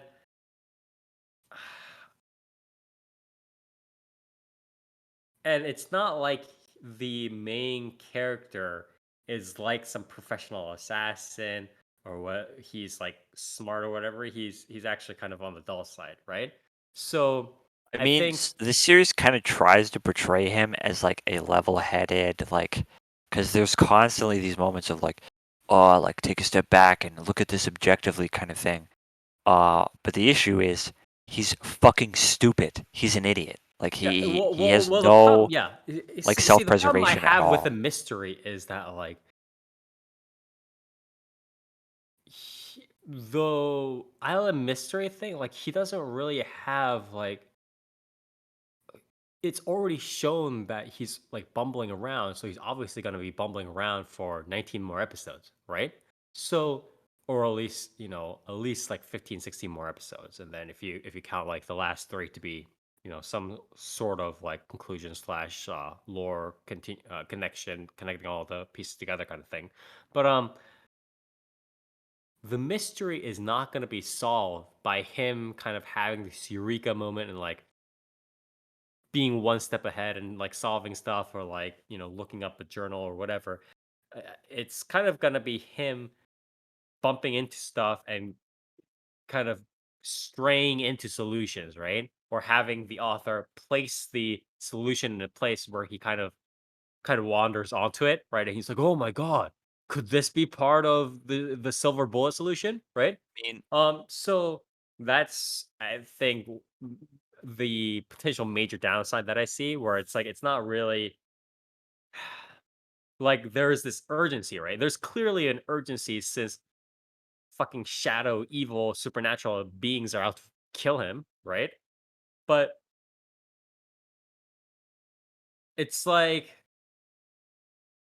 it's like if you're playing one of those fucked up like Cthulhu games or like, a general like horror game where you have to search around and find stuff and like put the card in place while something is chasing you, right? Like an SCP game or something like that. It's like playing that game, but like on drunk mode. Like you're fucking swinging around all the time and it's like the screen is blurring. And it's just like, what?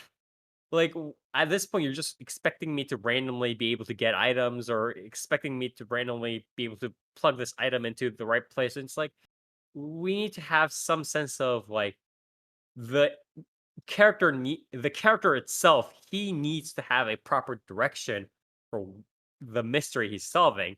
else it's just gonna be 15 episodes of him just being like, "Oh, I'm dying. Oh, things are happening to me. Oh man, what the? Oh shit, that's part of the mystery. That's part of the puzzle for the mystery." You know what I mean? It's I like mean, I it's gonna be guarantee that you over and this over. series is going to be he stumbles into some shit, he figures out one piece of the clue, and then he Mhm. dies.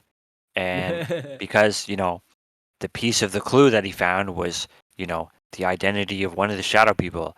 And the way he found out one of the identities is basically saying, "Hey, are you a shadow person?" And then they kill him, right? Like that's basically me it. And then the quote Yeah. unquote tension is going to be the fact that every time he resets, he runs out of a little bit of time. And it's gonna be like, Right. oh, I'm I'm finding out these pieces of the clue, but it's too slow. I'm running out of time and you Mhm. know, just stupid shit. Because like honestly, in episode 6, um Cecian mentioned it, but so the girl on the left here in the image, the black haired girl with the glasses, she is literally a fucking like shadow people hunter. Like she hunts them down and she kills them. She knows how Uh-huh. to identify them. She knows like how to fucking, you know, defeat them. Um like she knows their patterns, right? And right now in episode 6, like he's in a new loop and he's like trying to essentially uh ally with her, right? Mm. Um and I guarantee fucking to you, because the series is like literally She foreshadowing the series. she's gonna become a shadow person too, or like what? No, it's going to be because it's the main character has literally just straight up said, oh, if I like, ally with her, this is easy sailing. We can just do this easy, right? I guarantee you, she's not going to be enough to solve the issue. Whoa, there's no way, right? Or And in my opinion, she's he's gonna going to she's gonna have become to a shadow person too. She's gonna become yeah, or she's gonna yeah. be like compromised, and he's gonna have to do shit on his own. And it's like, Yeah. wow, like this is a real fucking twist, guys. It's not like you foreshadowed this fucking 3 episodes in advance or something. And it's like, Yeah. it's just like think of literally every single fucking trope you could think of for a like Groundhog Day story, on top of a like body snatcher story and Mhm. throw it into this series, because that's what this series is, and it's really frustrating. Um and I really have no fucking clue how they're going to do this for 25 episodes without having to draw it out like an immense amount. Like I mean, it's I already starting to genuinely slow think down anyways, right? it feels like it. Like Yeah. I don't know, it went so hard in the first like 3 4 episodes that Mhm. like the first 4 episodes could have been like 7. You know what I mean? Like Mhm. I it's just absurd. Um, like I don't know, man. This series is I've never seen a mystery series, a quote unquote mystery series, just blow its load in terms of like what the mystery is this fast. Um, it's kind of insane. Like it's just I don't know. And again, like a lot of the stuff I pretty much everything that I complimented the series about in terms of like the character moments and like, you know, them dealing with like grief and stuff, that shit's gone after the first episode, right? Like, Yeah, it's almost like um, it's uh, basically like it's understandable for the main character to sort of move on from those feelings of grief, but for the other characters, they're not looping. You know what I mean? Like they're not like they're still they're still literally within days of holding this funeral. But like after the first loop, like nobody seems to care anymore that like one of their loved ones is gone. yeah, yeah, Um yeah. which is just stupid, right? Like it's just a Yeah. really dumb way to write the characters. I Um want to go a little bit more. I know this is, your general or your more specific thoughts on this series in particular. But going further a little bit again into another sort of discussion we had before the podcast about Island Mystery Series, and I think you would agree with me that these like Japanese series that are like, oh, an island has a mystery at the center, blah blah, and they have to like find out whether it's like the cult or like a supernatural spirit that's like killing everybody or driving everybody insane or whatever, and they have to find out what it is. Um, Usually has a very terrible success rate, right? I don't think I can really remember any that have had this premise and lived to tell the tale, right? And now you've, had a similar outcome here with the series. I think the only island mystery series that I kind of enjoyed the mystery of Mhm. was that one Edoge where the dude was like stuck on the island with the three traps.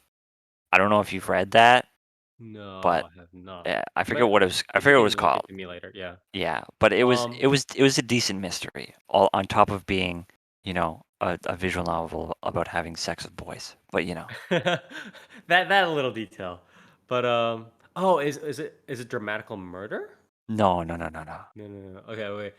So I was kind of talking with Nier about why these sorts of like island mystery series always end up being like flops. And my theory, my current main theory, although I don't have like a bunch of theories, I just have like one or two. My current main theory is that when you have this mystery, the central mystery, it's not really hard to get to in a sense. What I mean by that, it's not like for a reasonable person, it's not hard to get to like the important places or like the places where there might likely be the mystery, right? Um, it's not like how do I say this? It's not like something like a megalobox like where you have like the boss character like Yuri at the top and you have to start from the bottom with like the shitty equipment. Or um it's not like the main protagonist, the main character is getting blocked by these huge corporations or like these police forces or like whatever all the time. It's an island. Like there's very little that can stop the main character except for the plot itself, right? Except for the huge like monsters and stuff like that that appears due to the plot. And so then this island mystery, but the island mystery series still has to drag it out for like however many volumes it's going to sell for, or how many chapters in the manga it's going to sell for, or the entire 12 episode season or the 25 episode season, right? They have to keep the island mystery a mystery until the end of the anime or until the end of the manga. So they do this thing where it's like, sure, it might seem easier to search in the island, around the island, but then for some reason, just like randomly bad shit or like random distractions, like, oh, this might not be the case or whatever it is, like keep just appearing here back and forth. And they're all kind of roadblocks to prevent the main character from just like walking around the island for like a day and being like, oh, I think I have a guess of like what the mystery is about. You know what I mean? It's like the plot has to act in a very weird way in order to prevent a reasonable main character from finding Well, out what the mystery is I like think two another episodes in. issue is that with the island series is, obviously islands like, island communities in Japan are very small, right? They're very Yeah, small towns. yeah, yeah. Pretty much everybody knows each other. And so when something goes awry, uh, pretty much everyone fucking notices, right? Mhm. And it's usually like for a competent, if you're writing like a competent main character who's somewhat of an outsider into one of these like communities, um Uh-huh.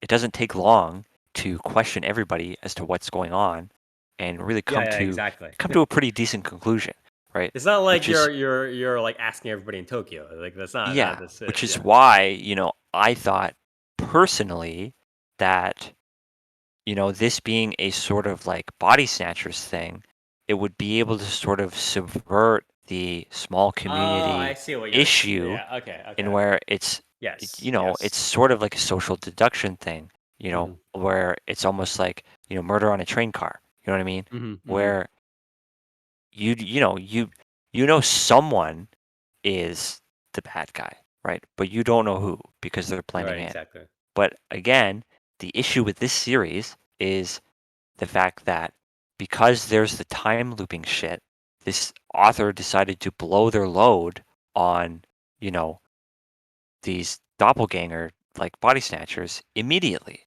Like it was just immediate. Mhm. Which I think is just one of the dumbest things you could do in this situation, right? Like, cause like body snatcher fucking mysteries are good. Like people like those, you know? Right. There's good like detective stories that you can do. There's good mystery stories that you can do when, one person or a couple people are, not what they seem. Um, you know, but this series didn't do that. It decided to rely on the weird Groundhog Day thing. Mhm. And then you have the issue where the MC is also a fucking idiot. You know what I mean? Like he's just not smart.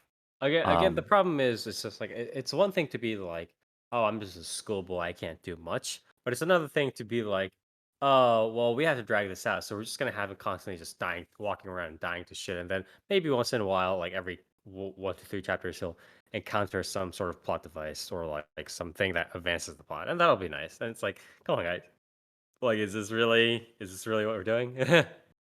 yeah. So, anyways, any last words on summertime rendering? Um, I don't know, man. I I think so. The from what I've seen, at least I haven't really looked into like general opinions on this series, really.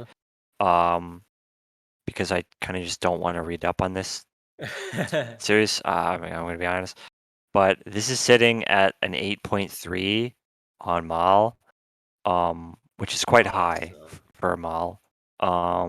And it's something I've noticed with um mystery series is they kind of just generally have high ratings, regardless of like whether it's a good series or not.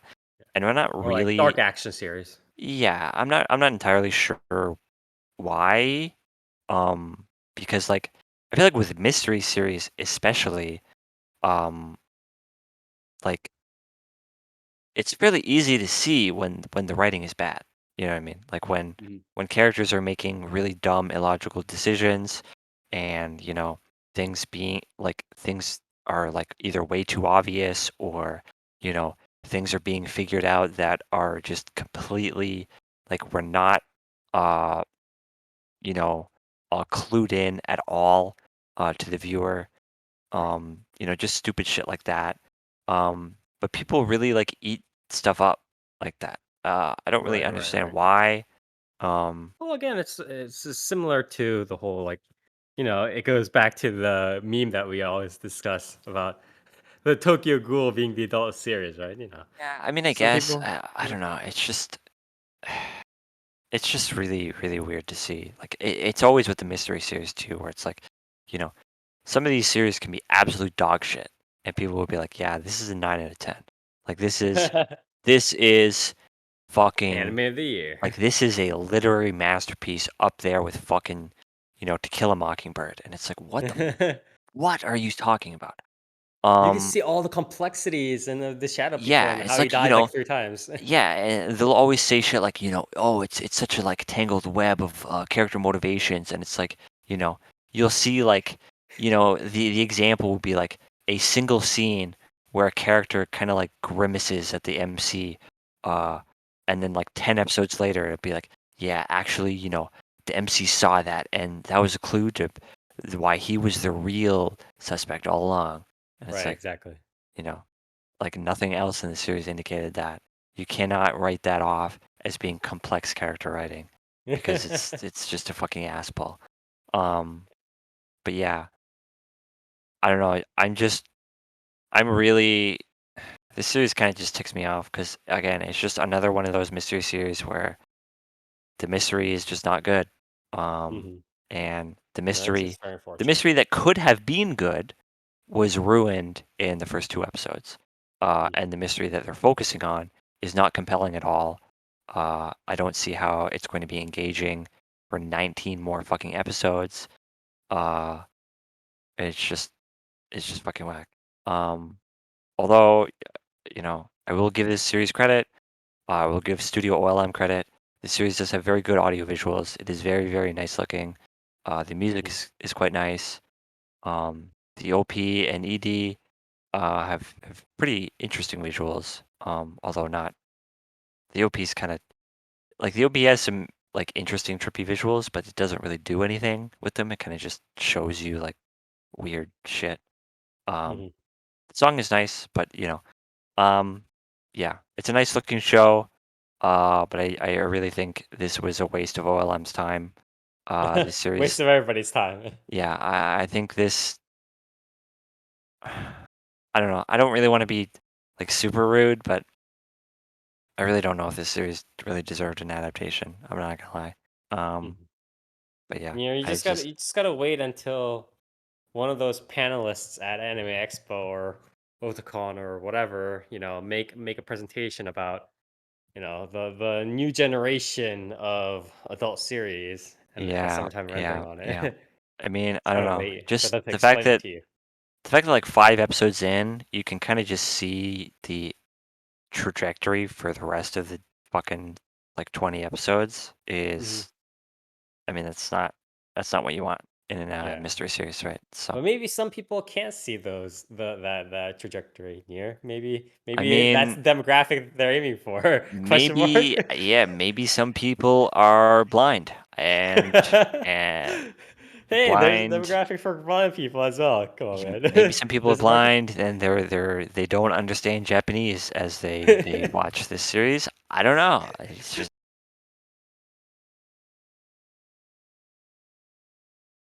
Thank you very much, Near. This is again talk about summertime render. And so this is again done by OLM Studio, who previously did I forget what they did. They'd done a lot of like kids shows as well, like Pokemon and stuff like that. But I forget what was their hit series. I mean recently again they've been on the up and up ever since Odd Taxi. They've Yes, been Odd doing Taxi. Yes. Komi-san, obviously, Hmm. which is another, big series for them. Hmm. Uh they did some other small stuff. Okay. Obviously they've been continuing doing like Yokai Watch and Pokemon and Yeah. stuff as Yeah. well. So Yeah. but yeah, They're one of those they've been studios. doing Yeah. Yeah. yeah, they've been going a bit deeper into, non-kid stuff, but Hmm. I feel like this one's a bit of a blunder. Um, but Yeah. it looks good. So obviously, OLM, It's probably source material issues. yeah, Yeah. I think OLM and the people behind this, like they're doing their job. It's just I think the source material is whack, Yeah. which is unfortunate. But final words is I'm gonna say this is not worth your time. Even if you're a big fan of mystery series, I think especially if you're a big fan of mystery series, uh, you should not watch this show. All right. Well, thank you very much, Nier, for summertime rendering or review on summertime rendering. I knew it was like a pretty unique series that we did want to cover. And with that, we are going to move on to news. We don't have that much news, surprisingly enough. The small, sort of like unique bits of news we have, I'm just going to go over real quick. The first piece of news here, the organizers of the Comic Market or Comic Hit event announced on Friday that the Comic Market 100 event will drop the requirements for attendees to have proof of vaccination or negative COVID-19 tests because, quote unquote, given recent stabilization, current government guidelines forgo such checks. By the way, this is the same country, same nation where literally like every other fucking day we get news of like a new, person in the anime industry just catching COVID. This I is mean, just, it's also the nation where every week they fucking emergency split. shutdowns. Yeah, they flip Yeah. back and forth between being in a state of emergency or not. So Yeah, exactly. Um, this event will still implement quote unquote proper infection prevention measures, and wearing masks indoors will be mandatory. The exception is while eating or drinking, and the staff states that talking will not be allowed during meals. In addition, attendees will have their temperatures taken in order to receive wristbands for entry. Um, yeah, I mean, it would still be nice if they had, proof of vaccination or COVID. That's sort of like the biggest preventative measure, but Again, hopefully it doesn't I become a mentioned super spreader. this. I But mentioned this with the Anime Expo one. I genuinely think these decisions like this Mhm. are people that don't want to be.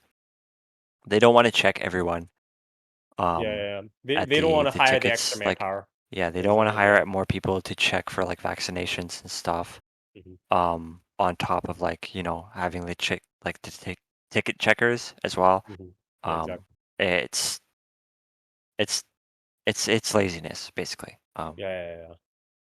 Yeah, like the thing is like it is more cost, but it's like it's also taught. It's not like we're saying, "Oh, put an extra cost just because we're worried about whatever." It's literally a global Yeah, pandemic. Yeah, it's a safety thing. I think it's yeah, yeah, to keep your staff safe. I think it would be worth it to spend a little bit, hire a couple extra people to check yeah, for exactly. vaccinations. But Anyways, next on the list here, some stuff that might excite older anime fans. A new Twitter account named at 6 million Bounty is teasing a new announcement on Friday with an image. Uh, the image depicts a torn Wild West style wanted poster with a bounty. This is also being tweeted by the Trigon Anime uh, Twitter account here, right? Um, so within Naito Yasuhiro's Trigon universe, the main character Vashta Stampede is known as the 60 billion double dollar man for the bounty on his head. So, for those of you who are Trigon fans, watch out. There might be some interesting announcements coming down the road soon. Next piece of news. Yamamura Koji's Ikuta no Kita anime film won the Contrechamp Award at the Series Annecy International Animation Film Festival. Mizushiri Yoriko's Fun Natai, or Anxious Body Short, won the jury mention in the official short films category. Fun Notai won the jury mention for quote unquote its beautiful crafted animation and its great physical experience. So congratulations to both of them. And last but not least, I just wanted to mention this because I thought it was pretty funny. Cygames and PA Works revealed on Friday they're producing a new original television anime series titled Akiba Maid Senso, or Akiba Underworld War, or Akiba Maid Wars. The company's also revealed a visual, video, and staff cast for the show. Blah, blah. The anime will star Kondo Reina as Kazuhira Nagomi, a woman who moves to Tokyo and dreams of becoming a cute maid in Akihabara. Yes, because that's what everybody does. Also starring in the series is Satorina as Kazutoshi Ranko, a former maid who has been away from Akihabara for a long time.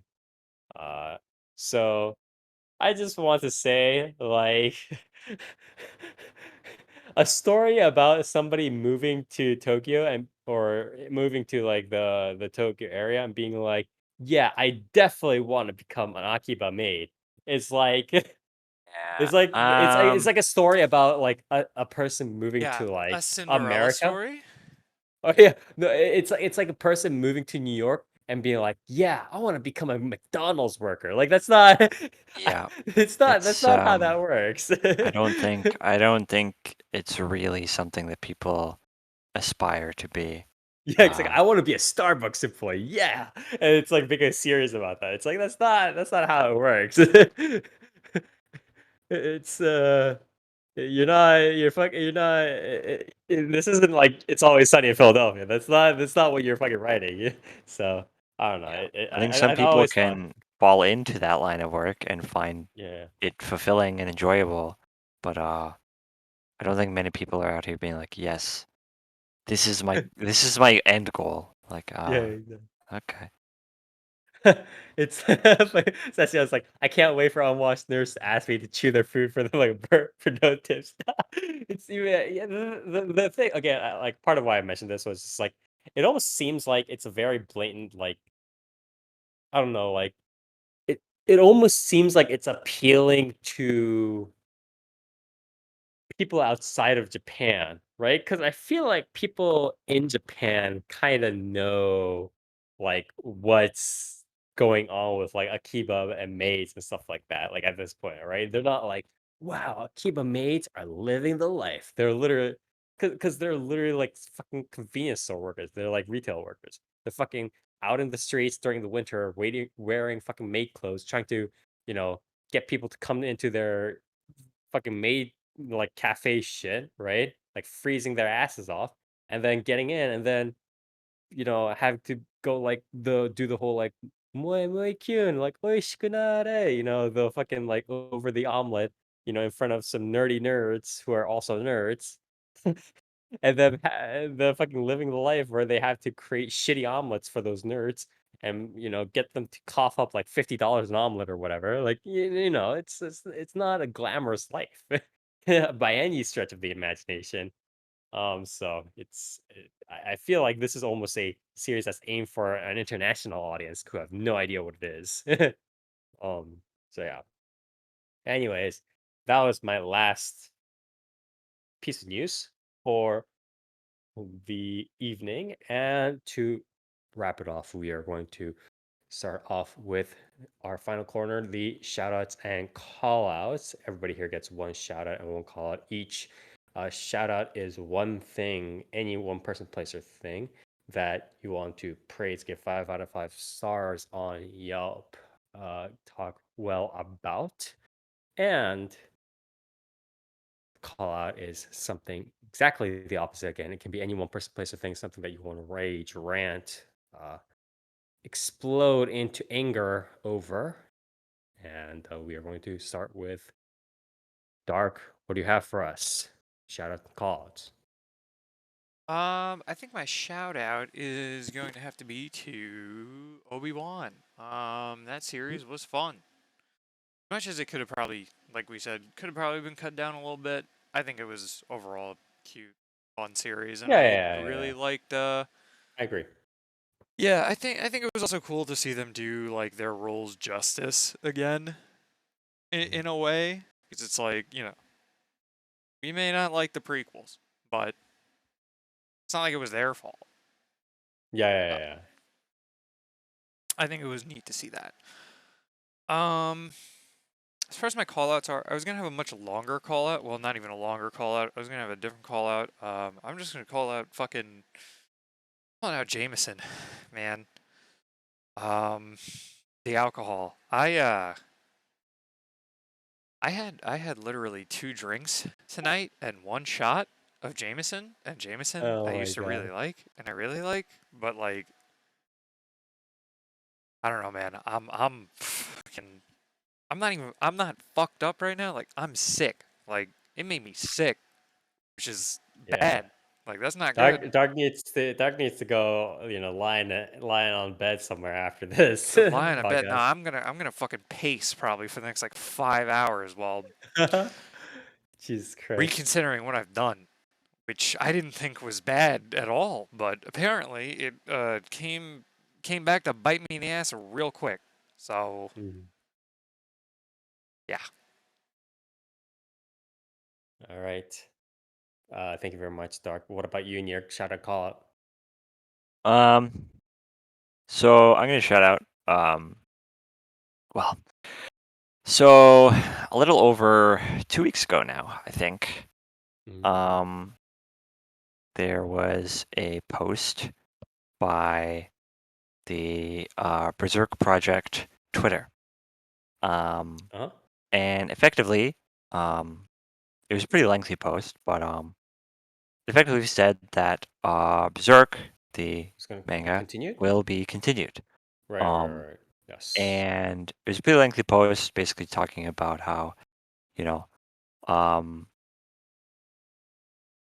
the people that have been working on Berserk for a very long time with Miura, um, have basically decided to continue Berserk due to the fact that um, it was basically Miura's like dying wish. And it helps also that Mira actually had like he wrote down scripts and stuff like that, right? Yeah, so apparently he had a lot of stuff sort of scripted out.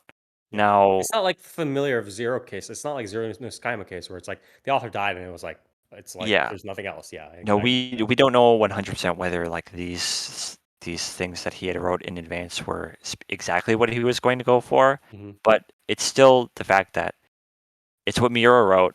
Um, the people that are working on it have said, Miura wanted to see it finished, and so they're going to use Miura's notes, Miura's works, um, and basically finish the series, which I think is it's a good decision.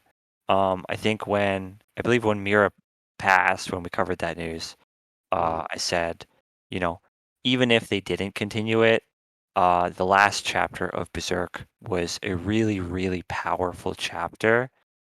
Hmm. Um, and it was a good spot. I think fans would have been fine with it to sort of just stay there. Right. Um, and I do hope, what they're able to get from what Mira had written out is enough to really flesh it out and give it a satisfactory ending.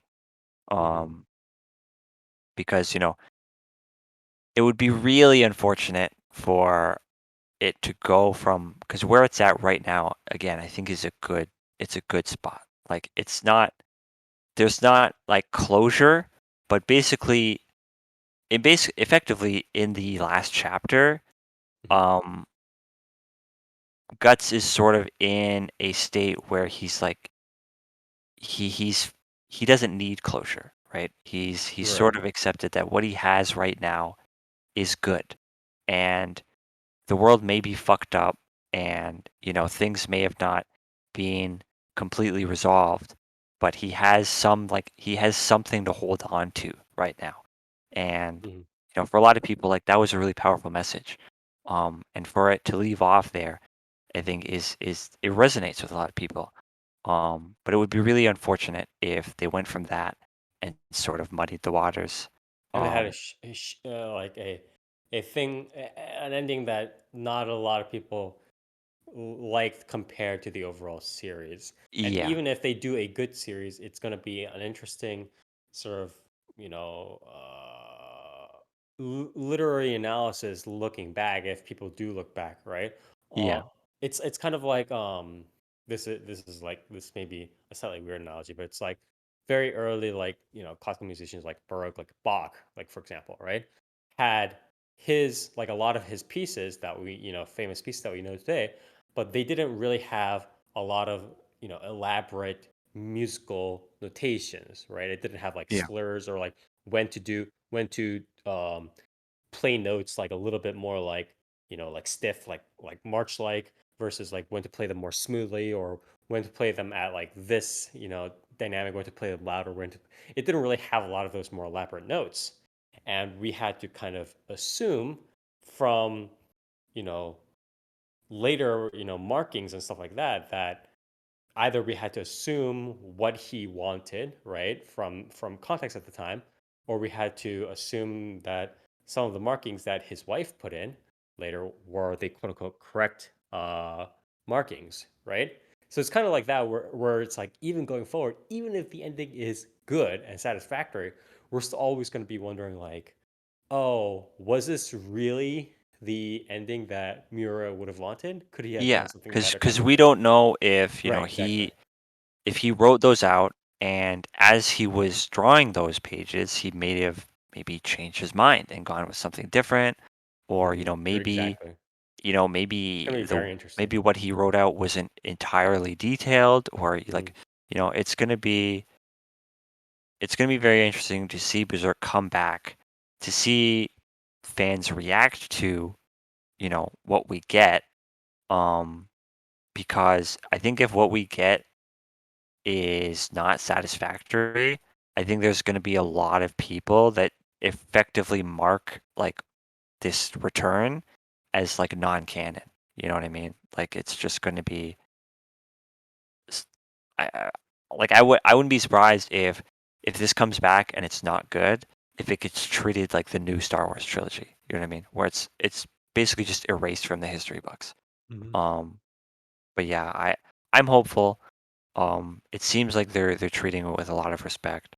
And it's very good that the people that are bringing it back are the people that worked on it with Mira. I think that's really important. Right, But yeah, right. I'm quite excited. Um, in terms of callouts, um, pretty sure I had something. But I don't remember what it was. But I don't really want to get political, so I'm not gonna Yeah, do, yeah, yeah. you know. Um, I don't know. I think Well, it's okay to be not angry some days, you know. yeah, I think I'll hold off on the Okay, callouts. all right. Um, Thank you very much, Near, for your shout out. And I guess my call out and shout out are going to be relatively simple.